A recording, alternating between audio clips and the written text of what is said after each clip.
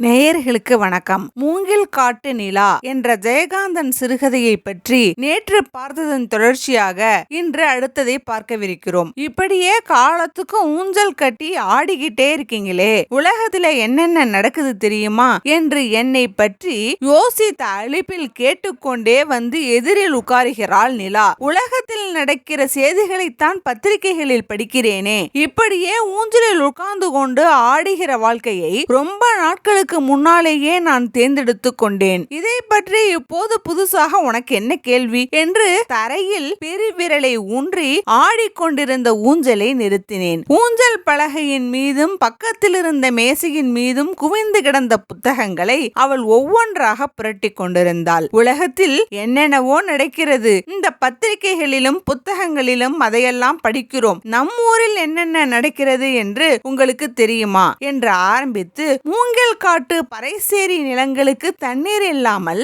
அந்த நிலங்களை தரிசாக போடுவதற்கு என் அண்ணனும் அதிகாரிகளும் போடுகிற திட்டத்தை பொதுக்கூட்டத்தில் விலக்கி பேசுவது போல என்னிடமும் நெடுநேரம் முறையிட்டு கொண்டாள் நிலா. பேசும்போது அவள் முகத்தில் ஏற்பட்ட வெறுப்பும் கோபமும் சில சமயங்களில் என்னையே அஞ்ச வைத்தது. தன்னை அநியாயமாக பள்ளியிலிருந்து நீக்கியதையும் அதன் பிறகு பள்ளிக்கூடமே ஒரு போர்க்களமாகி இன்று வரை பிள்ளைகளின் கல்வி கெடுவதற்காகவும் அவள் ஓர் ஆசிரியை என்ற முறையில் ரொம்பவும் வருந்தினாள். தன் பொருட்டு ஏற்பட்டுவிட்ட இந்த கலவரத்தை அவள் எவ்வளவோ தடுக்க முயன்றாள். ஆயினும் நியாயத்திற்காக எழுந்த போராட்டத்தை திரும்ப பெறுவதற்கில்லை என்றும் அவள் உறுதியாக சொன்னாள். எப்படியும் சாகத்தான் போகிறோம், பணிந்தும் அடங்கியும் பயந்தும் ஏன் சாக வேண்டும் என்று கேட்டாள் நிலா. அவள் என்னோடு பேசிக் கொண்டிருக்கையில் அவளை தேடிக்கொண்டு சேரியை சேர்ந்த சில பேர் வந்தார்கள். அவர்களில் மேலே சிவப்பு துண்டு போட்ட ஒருவர் தூரத்திலேயே நின்றார். சேரியில் ஏதோ பஞ்சாயத்து கூட்டம் நடக்க போகிறதாம். எல்லோரும் வந்தாச்சாம். சிவப்பு துண்டுக்காரர் தான் உள்ளூர் விவசாய சங்க தலைவர். போராட்ட உணர்வினால் பல தடவை ஜெயிலுக்கு போனவர். அவர் பின்னால் வருகிறவர் நாட்டாண்மைக்காரர். எல்லாரும் இவளுக்காக காத்திருக்கிறார்கள். சரி,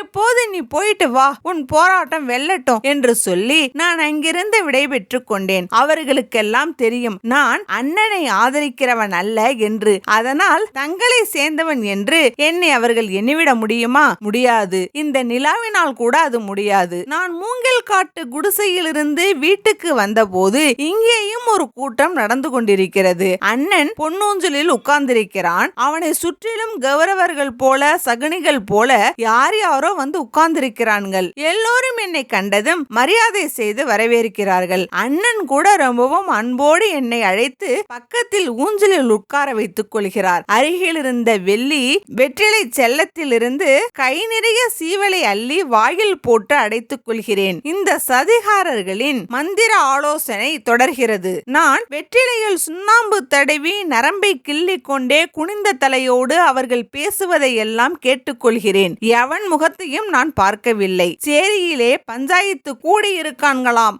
ஆள் அனுப்பியிருக்கேன். இன்னும் கொஞ்ச நாளிலே வருவான். அந்த பசங்க மரியாதையா ஒழுங்கா வேலைக்கு வரதா முடிவு பண்ணினாங்கன்னா பொழைச்சுக்குவாங்க, இல்லேனா பூண்டோட அழிச்சிடுவேன் அப்படின்னு சொல்லி அனுப்பியிருக்கேன். அதை நீ சொல்லி இருக்கப்படாது. அது செய்ய வேண்டிய காரியம். இப்படியெல்லாம் நாம அவசரப்படலாமா? எதுக்கும் போனவன் வரட்டும். தம்பி இவ்வளவு நாள் அங்கே இருந்துட்டு தானே வராரு, அவரை கேட்டா கூட தெரியுமே. என்னை பற்றி சொன்னவனின் முகத்தை பார்த்தவாறே அவனோடு பேச முடியாமல் வாயில் இருந்த தாம்பூலத்தை துப்பிவிட்டு வந்தேன். சந்தன பொட்டும் தலையில் கதற்குள்ளாயுமாக இருக்கும் அவன் உள்ளூர் மணியக்காரன். சரியான நாய்ப்பிறவி. எங்கள் குடும்பத்தின் பால் மிகுந்த நன்றியுடையவன். அவர்கள் பணிய மாட்டார்கள், உங்களுக்கு அடங்க மாட்டார்கள், உங்களை எதிர்த்து அவர்கள் சாவதற்கு கூட பயப்பட மாட்டார்கள் என்று நான் சொல்லிக் கொண்டிருக்கும் போது அண்ணா குறுக்கே விழுந்து சிரித்தான். சாகிறவர்கள் பயந்தால் என்ன, பயப்படாவிட்டால் என்ன என்று அலட்சியமாக கேட்டான். நான் அங்கிருக்க பிடிக்காமல் எழுந்து உள்ளே போனேன். வீடு நிறைய எனது அண்ணன்மார்களின் குழந்தைகள் படித்துக் கொண்டும் விளையாடி கொண்டும் இருப்பதை பார்க்க சந்தோஷமாய்த்தான் இருக்கிறது. இவர்களின் அப்பன்மார்கள் செய்கிற பாவத்துக்கு இந்த குழந்தைகள் என்ன செய்வார்கள் என்று யோசித்தேன். ஒருவேளை அந்த சேரி மக்கள்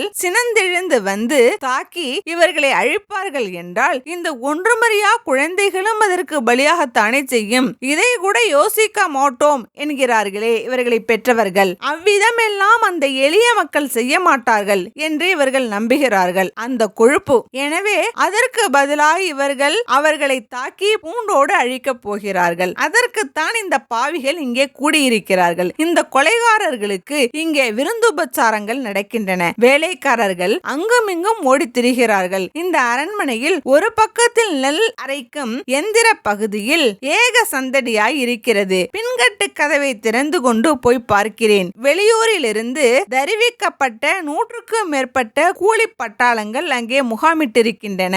இந்த முஸ்தீபுகளை எல்லாம் பார்க்கிற பொழுது அமைதிக்கு பெயர் போன இந்த அழகிய கிராமம் என்னென்ன அலங்கோலத்துக்கு ஆளாக போகிறதோ என்று பயமாக இருக்கிறது. ஏதோ உளவறிய போன மணியக்காரனின் நாள் ஓடி வருகிறான். அவன் வீட்டை பின்புறமாக சுற்றி கொண்டு வீட்டின் முன்புறம் வருவதற்குள் நான் 3 கட்டுகளையும் தாண்டி வீட்டுக்குள்ளேயே ஓடி வருகிறேன். என்னடா அந்த பசங்க என்ன சொன்னாங்க என்ற குரலுக்கு முன்னால் கைகளை கட்டி கொண்டு முன்புறம் வளைந்து வாய் மீது பொத்திய விரல்களோடு அவன் சொல்கிறான். சேரி மக்கள் ஒற்றுமையாய் இருக்கிறார்களாம். வாய்க்கால் தண்ணீர் அவர்கள் ஒவ்வொருவரின் வாழ்க்கை சம்பந்தப்பட்டது என்பதால் அவர்கள் எல்லோரும் தங்களுக்குள் நிலவுகிற எவ்வளவோ பகைமைகளை மறந்து ஆண்டைகளை எதிர்க்க ஒன்றுபட்டு விட்டார்களாம். எல்லோரிடமும் கையெழுத்து வாங்குகிறார்களாம். கலெக்டருக்கும் கவர்னருக்கும் தந்திகள் கொடுக்க போகிறார்களாம். விவசாய சங்கத்தை சேர்ந்தவர்கள் குழாய் போடும் இடத்துக்கு போய் மறியல் செய்வது என்று கூட தீர்மானித்து இருக்கிறார்களாம். இதையெல்லாம் அந்த உளவாளி அடிமை வாயை பொத்திக் கொண்டே அவன் பாஷையில் இழுத்து இழுத்து சொன்னான். அந்த முயற்சிகளில் எப்படி ஒரு தலைமை பொறுப்பேற்று எல்லா காரியங்களிலும் முன்னின்று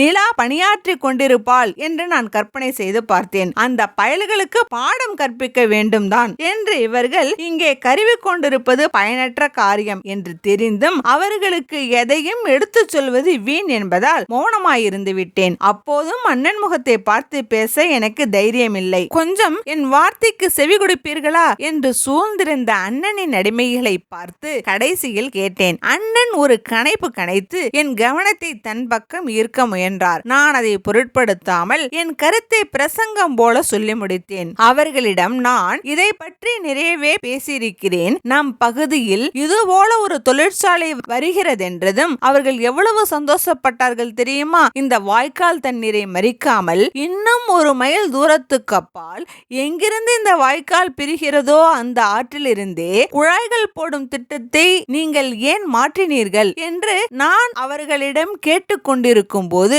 அண்ணா குறுக்கிட்டார். தம்பி, நீ சொன்ன மாதிரி 1 மைல் தூரத்துக்கு அப்பால் இருந்து போடணும்னா செலவு 7 மடங்கு ஆகுதுப்பா. இதெல்லாம் நிபுணர்கள் சேர்ந்து முடிவு பண்ற விஷயம். நாம தான் சொல்றேமே இவங்களுக்கு பம்பு செட்டு வசதி பண்ணி தரோம்னு. இந்த ஊர் உருப்பட கூடாதுங்கிற கெட்ட எண்ண உடைய சிலர் இந்த திட்டத்தை தடுக்கணும்னு நினைச்சா அது நடக்காது என்று அவர் சொன்னதை அங்கிருந்த அனைவரும் ஆமோதித்தனர். இதன் நடுவில் 3 பேர் தனியாக எழுந்து போய் ரகசியம் பேசினார்கள். எதற்கோ சமிஞ்சை கொடுத்து விட்டவர் போல அண்ணா எழுந்து உள்ளே போனார். அந்த கூட்டம் ஒரு நடியில் திடீரென கலைந்தது. அந்த திடீர் கலைவு எனக்கு அச்சம் தந்தது. அவர்கள் உட்கார்ந்து இருந்து விட்டு போன வெறுமையில் விச நெடியை நான் நுகர்ந்தேன். அன்று பூராவும் ஓர் ஒற்றனை போல அவர்கள் இருக்கும் இடமெல்லாம் நான் சஞ்சரித்தேன். அவர்கள் திட்டத்தை நான் அறிந்தேன். மூங்கில் காட்டு சேரியை அவர்கள் தீ வைத்து தகனம் பண்ண போகிறார்களாம். உத்தமம். அட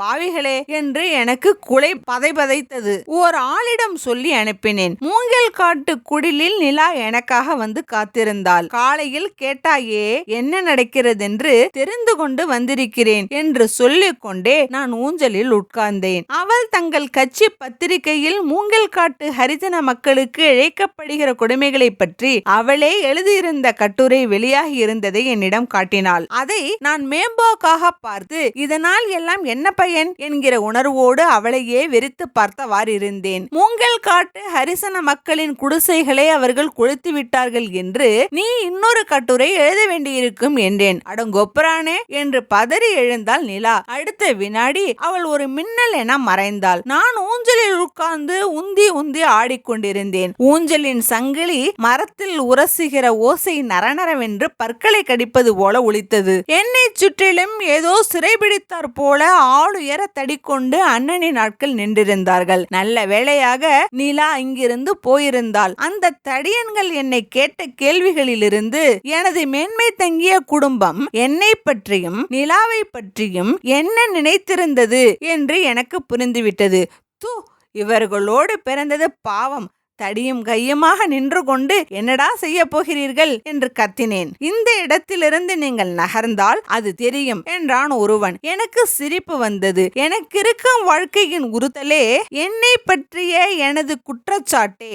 நான் இந்த இடத்தை விட்டு நகராமல் தேங்கி போனேன் என்பதுதான். ஆனாலும் எப்படி ஒரு நிபந்தனையை இந்த அடியான் பயல்கள் உத்தரவாக போட்டு நிற்பதை காண இந்த வினாடியே இங்கிருந்து எனக்கு இறக்கை முளைத்து பறக்க வேண்டும் போல தோன்றுகிறது. நான் ஒரு நிலப்பிரபு அல்லவா? ஒரு பிரபுவின் ரத்தம் கொதிக்கிறது. நான் இங்கேயே ஊஞ்சலில் ஆடலாம் அல்லவா என்று வஞ்சகத்தை வாய்க்குள் அடக்கி கொண்டு ஒரு பொய் புன்னகையோடு கேட்டேன். நான் சமாதானம் அடைந்து விட்டதாக ஒருவன் எண்ணி புன்னகை பூத்தான். பூமியை ஒரு ஏற்றி ஊஞ்சலில் உயர்ந்து பாய்ந்து எதிரே இருந்த தடியனின் மார்பில் உதைத்தேன். அவன் கையில் இருந்த ஆளுயர தடியை நான் பற்றியவுடன் அவன் விழுந்த இடத்திற்கும் தடியோடு நான் விலகிய இடத்திற்கும் இடையே நான் கம்பை ஊன்றி ஊஞ்சலில் இருந்து இறங்கி நின்றேன். வெற்று ஊஞ்சல் வேகமாக ஆடிக்கொண்டிருந்தது. நான் நினைத்தால் இவர்கள் அத்தனை பேரையும் காயப்படுத்தியாவது விட முடியும். எனக்கு இருக்கும் என்னை பற்றிய பெருமுத உணர்ச்சியே அவ்விதமெல்லாம் நான் எப்போதும் பிறரை காயப்படுத்த நினைப்பதில்லை என்பதுதான். அவர்களை நான் அங்கிருந்து துரத்தி விரட்டினேன். கையில் கம்பை சுழற்றி கொண்டே என் அண்ணனை பெயர் சொல்லி கூவி அழைத்து இழி சொற்களால் வசைபாடி கொண்டு நான் வீடு திரும்பிய கோலத்தை ஊர் திரண்டு பார்த்தது. அதே நேரத்தில் சேரியிலிருந்து தமுக்கோசை எழுந்தது. நிலாவும் அவளது தோழர்களும் என் அண்ணன் சேரியை கொளுத்த திட்டமிட்டிருந்த சதியை சேரி மக்களுக்கு தமுக்கு அடித்து அறிவித்தனர். தற்காப்பு நடவடிக்கைகளுக்காக அவர்களை தயார்படுத்தினர். சேரியே கூடி குமரி அழுத கோலம் ஊர் வரை எங்கள் வீட்டு மனிதர்கள் செவி வரை எட்டியது. ஆனால் ஒருவருக்கும் உறுத்தவில்லை. குடிசைக்குள்ளிருந்து சாமான்களையும் தானியங்களையும் அப்புறப்படுத்தி வெட்ட வெளியில் இருந்து கொண்டு குடும்பமாய் அந்த மக்கள் வானத்தை நோக்கி அழுது முறையிட்டது கண்டு நிலாவின் கண்கள் நெருப்பாயும் நீர்க்குளமாயும் ஒரே சமயத்தில் மாறுகிறாதோ. நான் வீட்டிற்குள் நுழைந்த போது அண்ணா பொன்னூஞ்சலில் அமர்ந்து ஆடிக்கொண்டிருந்தார். பக்கத்தில் அண்ணியார் நின்று வெற்றிலை மடித்து கொடுத்து கொண்டிருந்தால் ரொம்ப உல்லாசமான நேரம் போலிருக்கிறது. கையில் தடியோடு நான் வந்த கோலத்தை பார்த்து இருவரும் திகில் கொண்டனர். அண்ணி என்ற குரலோடு எனக்கு அழுகைதான் வெடித்தது. என்னடா தடியும் கையுமா வந்து நிக்கிறேனேன்னு பாக்குறீங்களா? இவர் எனக்கு அமுச்ச பரிசுதான் இது. எவ்வளவு அயோக்கியனா இருந்தாலும் அண்ணன் என்கிற மரியாதைக்கு கட்டுப்பட்டு இருக்கிறதுனால நான் எல்லாருக்கும் பயந்தவன்னு நினைச்சிட்டாரு. அடியாள்களை அனுப்பி என்னை மிரட்டுறாரு என்று அண்ணியிடம் முறையிட்டு நான் அழுதேன். நான் ஒன்றும் உன்னை மிரட்டுறதுக்கு அனுப்பல. நீயும் அந்த குட்டியும் அடிக்கிற கூத்து ஊர் சிரிக்குது. நீங்க 2 பேரும் ஒன்னா இருக்கிற போது கட்டி கொண்டாங்கடான்னு சொன்னேன். கல்யாணம் வேண்டான்னு சாமியார் வேஷம் போட்டுக்கிட்டு மூங்கில் காட்டுல நீயும் அவளும் நான் ஒரு மிருகம் போல பிளிரியவாறு தடியோடு பாய்ந்தேன். ஊஞ்சலில் சங்கிலி ஒன்று அருந்து விழுந்தது. ஐயோ, நான் எவ்வளவு நல்லவன்! இப்போது கூட நான் நினைத்திருந்தால் இவனை காயப்படுத்தி இருக்க முடியும். பாதி முறிந்து விழுந்திருந்த தடியை தூக்கி எறிந்துவிட்டு திரும்பினேன். அதற்கு பிறகு அண்ணனின் ஆட்கள் வீட்டு வாசலிலேயே என் மீது பாய்ந்து என் கைகளையும் கால்களையும் கட்டினார்கள். ஐயோ, அவனுக்கும் அவளுக்கும் இருக்கிற சங்கதிதான் எல்லோருக்கும் தெரிந்ததாயிற்றே. இப்போது ஏன் அதை கிளறீங்க? தம்பிக்கு புத்தி மாறாட்டம் ஆயிடுத்தே. இப்ப நான் என்ன பண்ணுவேன் என்று கை நெறித்து கொண்டு சந்திரமதி வேஷம் கட்டி ஆடுகிறாள் அண்ணி. என்ன கேவலமான ஜாதி! டாக்டர்களை கூப்பிட வேறு ஆள் அனுப்பி இருக்கிறார்கள். அவ்வளவுதான். எனக்கு பைத்தியக்கார பட்டத்தை வெகு சுலபமாக கட்டிவிடப் போகிறார்கள். பைத்தியக்காரர்கள், வெறியர்கள், விரியன் பாம்புகள், விஷக்கிருமிகள், நில பிரபுத்துவ திமிங்கிலங்கள், ஆண் திமிங்கிலங்கள், பொட்டை திமிங்கிலங்கள், அழித்திமிங்கிலங்கள். என்னை அவர்கள் கட்டி பிணைத்த போது நான் திமிரவில்லை, தடுக்கவில்லை. கட்டுண்ட என்னை தூக்கி கொண்டு போய் எல்லா வசதியோடும் எனது மூங்கில் காட்டு தனி குடிலில் போட்டார்கள். என்னை சிறை வைத்து பைத்தியக்காரனுக்கு சிகிச்சை தருவதாக ஊரையும் ஏமாற்றி இவர்கள் தங்களையும் ஏமாற்றிக் கொள்கிறார்கள். நிலா வந்து ரொம்ப நாளாகி விட்டது. எனக்கு பைத்தியம் பிடித்திருப்பதாக அவர்கள் சொல்வதை ஒருபோதும் அவள் நம்ப மாட்டாள். ஆனால் ஊர் பிரச்சனை இப்போது அதுவா? மூங்கில் காட்டு வாய்க்காலை மூடாமல் தடுப்பதற்கு மேற்கொண்ட பணிகளில் அவள் ஜில்லா தலைநகருக்கும் அரசாங்க அலுவலகங்களுக்கும் ஓடிக்கொண்டிருப்பாள். எனக்கென்ன, எப்போதும் போல என் ஊஞ்சல் ஆடுகிறது. இதன் தொடர்ச்சியை